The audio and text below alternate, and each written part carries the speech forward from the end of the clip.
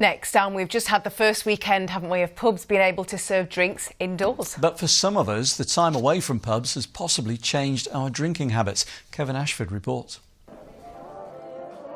It's been a time for celebration in pubs, bars and restaurants recently, as drinkers have been allowed back indoors. In amongst the alcoholic drinks being ordered are a growing number of low alcohol and alcohol-free alternatives. There's usually no difference in price.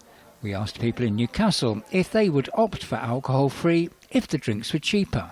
They're very good these days, I think. But it is a bit of a rip-off. What's the point? Because juice is less than alcohol. The low and no alcohol market is a booming one. One survey reckoned that sales of such drinks in supermarkets and off licences went up by 30% last year and increased by 50% in pubs and bars when they were allowed to open. Pub staff are noticing the trend and say the range of low and no alcohol drinks available is a big improvement on a few years ago when choice was very limited. That was definitely the sort of case that there was sort of this apologetic offering of one bottled beer that was someone had to dust off, that was sort of sat on a shelf, possibly warm.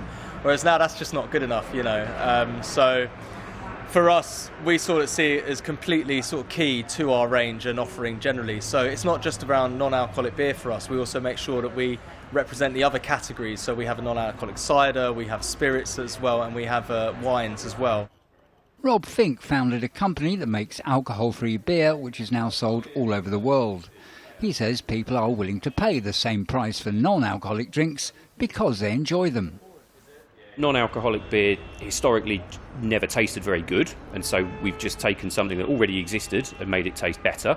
But the second thing is I think that people are just a little bit more conscious of how much alcohol they are consuming. People still enjoy consuming alcohol, but perhaps more want to moderate what they're drinking. Alcoholic drinks are still the mainstay of business in places like this, but alcohol consumption has declined in recent years, especially among younger people, slowly changing what we order when we go out for a drink. Kevin Ashford, ITV News.